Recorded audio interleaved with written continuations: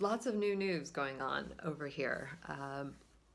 Quite literally, on the same day I posted the last video, which was on the 16th of May, we got news that day of the new legislation for what was going on in Italy.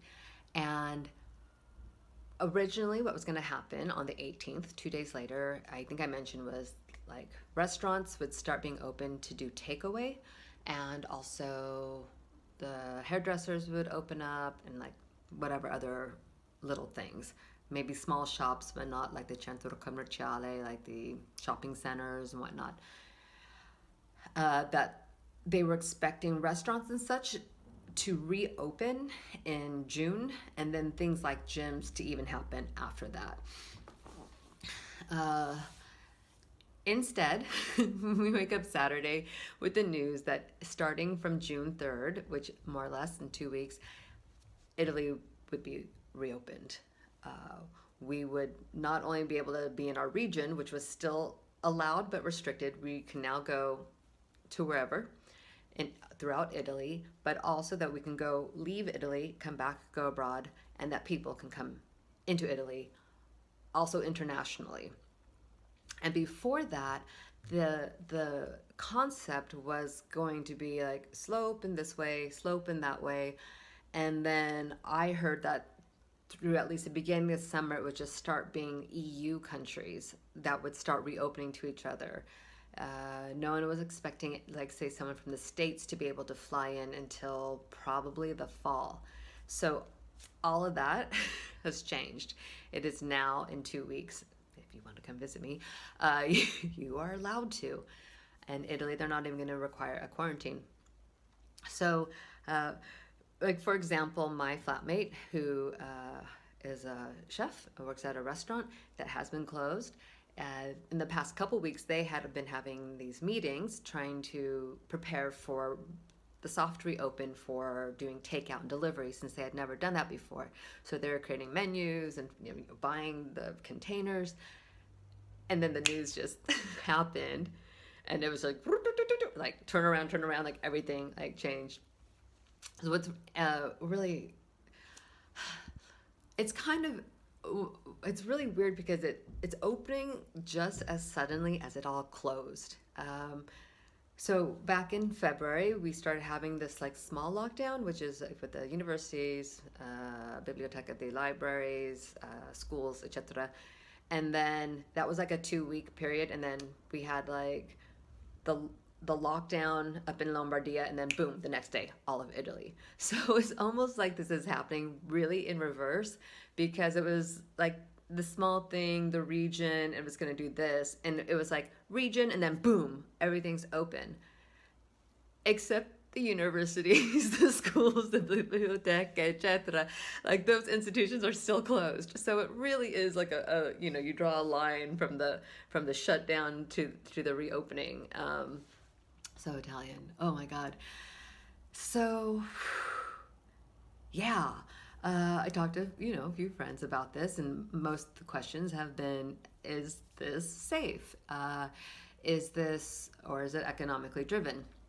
And my initial response, which really was initial, because when it just happened, happened to be in conversation with some folks, and it's been a few days for some forms of digestion. And the first instinct was economic, definitely, and a lot of that has to do is because a great amount of Italy's income comes from tourism, and for those in the tourism sector, I mean, you tour or if you tour, you have this window of whatever, 3 to 5 months or whatever it is, 6 months.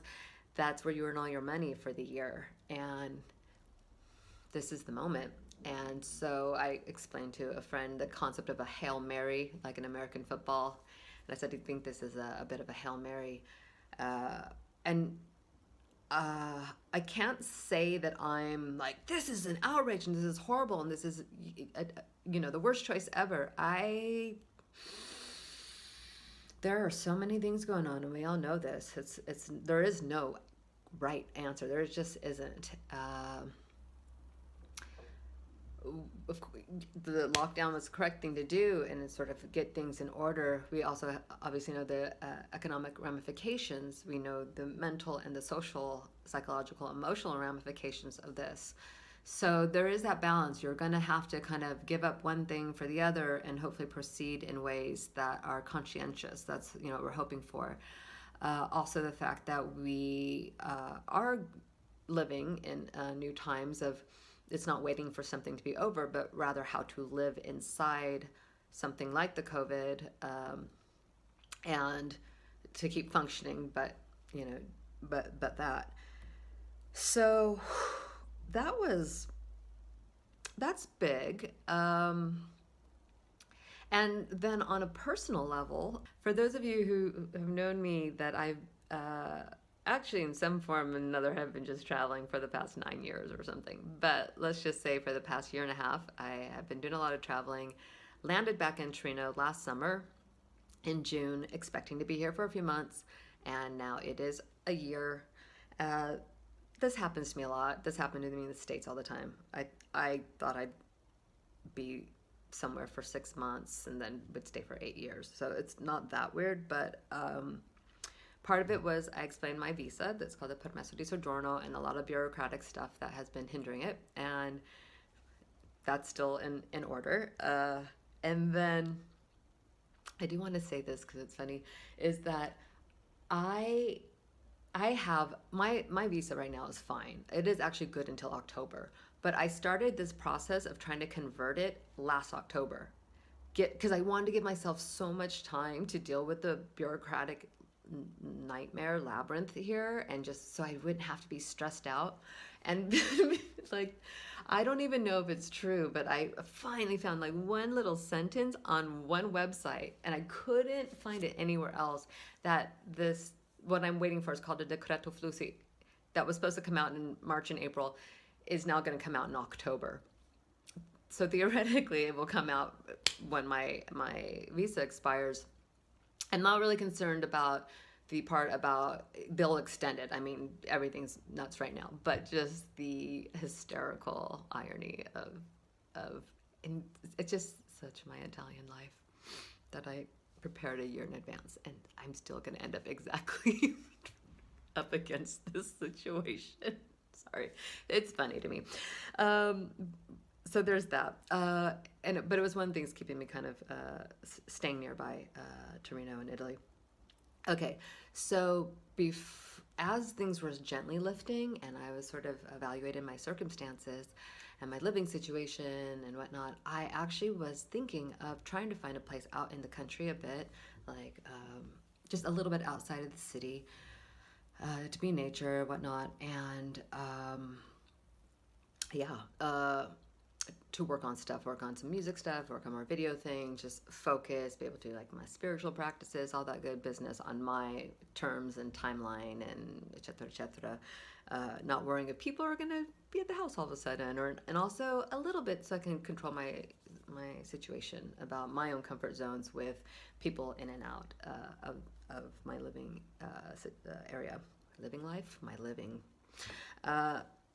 Anyway, so Saturday's when that announcement happened, and I was talking to my flatmate, and we both were like, because, he really had to do that turnaround. And as we were talking about it, he kind of was like, so, what are your plans? And I was like, yeah.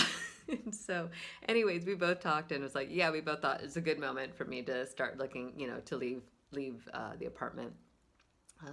Because what was supposed to be 3 months turned into 9 months of living together, and we are friends. We're like family, style friends. But it was just like, oh yeah, let's keep the friendship, alive. But so that just like my life just again, and in the same way that the lockdown, my life didn't change that much in this one way, because I was still living. My life has been lived for like month to month, or like really for quite some time, maybe 3 months at a time, but really not in any sort of stable way. And I mentioned before that the lockdown kind of stabilized me for a bit, but it just reopened everything. So now I'm like, oh, I need to find a new place to live. So I have been doing that. And one of the options outside of the hills, because I was like, oh, the borders are open, so maybe I can actually, I was thinking of going to France, which had been on my list of things before any of this. I was like, oh yeah, I'd like to go there for a bit to practice my French. I've been kind of studying this past year in a very casual way. And, just to be there, not be in Italy, be in another place. And where I'm situated, France is close enough, actually. It's like not that many hours. It could be like 5 hours away to get, what is like Paris? Maybe is it 6 hours, seven, eight on a train? But I wouldn't even go that far towards there. It'd be more along the southeast. So I was like, So I was kind of trying to look into that situation. But as I was exploring or researching some more, it's like, yeah, that's not going to happen. Definitely not for June because even though Italy is letting other people in, other places are not letting Italy in. So I read, like, I think starting in mid-June, France, Germany, Switzerland, and Austria are forming their own little mini alliance. Like you can move freely between these four countries without special needs, but just them. So no, like Italy can't get in, Spain can't come in, all that stuff. It makes sense to me. It makes me laugh. I thought this is how it was going to be anyways. So those plans, which were on the table a couple days ago, are back over to be determined. So instead, I'm actually actively searching for a place now, and I'm hoping it feels fast. I mean, it's like within the month, I'm hoping, maybe sooner. And yeah, what that means in terms of, yeah, I don't know what it means in terms of of everything. Get myself organized, repacking my stuff, doing all this other business, and you know, you get it. You know what moving is like, but kind of becoming more streamlined again as a traveler. Yet at the same time, not being so far away and still having some of my extra stuff that I don't get to have when I'm actually just in like a suitcase or two. Yesterday I went out since the new this phase 2.2 happened. I went to my contadini, my farmers market, and in that area there's like all these mercato, like the farmers, and then there's this other one that's even bigger. It might even be considered the biggest one in Europe, but it's also fruits and vegetables, but not local. They maybe come from Sicilia or they come from Morocco, or like you can get like pineapples and avocados on that side. Also Italian stuff, and that's even cheaper than the contadini, which is insane. They practically give it away, but also incredible resource. But there's also these other stands that sell clothes and I don't know, like a knife or something, and things like that, and those were back. And so when I saw that yesterday, it was kind of like, oh. And as much as I don't like the traffic or other people coming back, that site for me is like it's part of my heart. So it actually was like, oh wow, oh my God, they're back. Also, this place that reopened, it's called the Mercato Centrale. It's super controversial. It's like a gentrification. It's like a food court that they just opened just a year ago, last year, April. And it's controversial for obvious reasons. One of its saving graces is this place that makes bread that is like genuinely good. It's like good bread. Italy, for all the good, great food, wine, cheeses here, the bread department is sincerely weak. Yeah, it is. I mean, not that you can't find some good bread, but it's not like France, or it's not even like the States. I don't know. You can anywhere in the big cities. There's loads of bakeries with delicious fucking baked goods. Not here. And this place opened, and oh my God, it's my bread intake went up.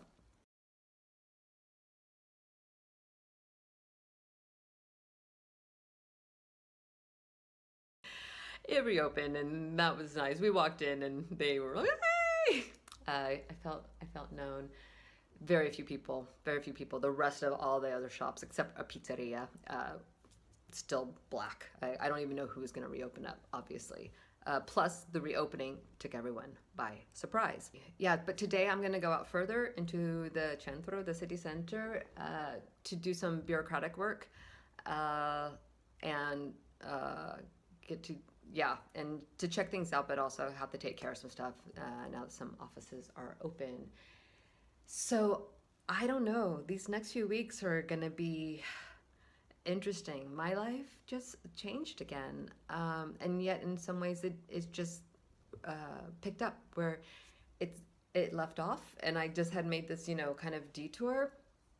So I'm taking it as everyone else, one day at a time and one moment at a time.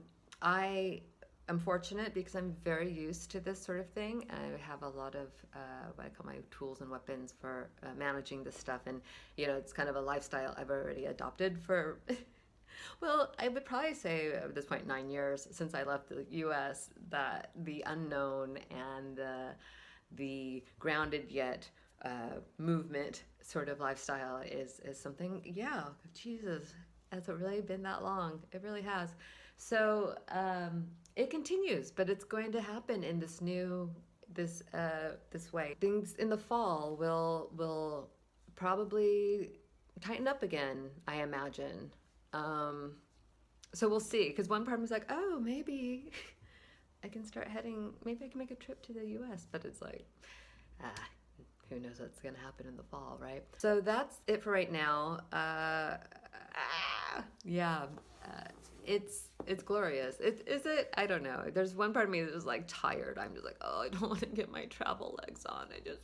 One part of me just wants a home. I just want a home to call my own, to return to. I still want to travel, but another part of me is sometimes, you get, just like the virus, you get pushed into your next trail, your next movement, because sometimes you're just like, but keep postponing. So ought to be a lot of movement for me these next weeks, and it'll be exciting because none of us will take this adventure together. Where is Jane going to end up next? Okay, ciao.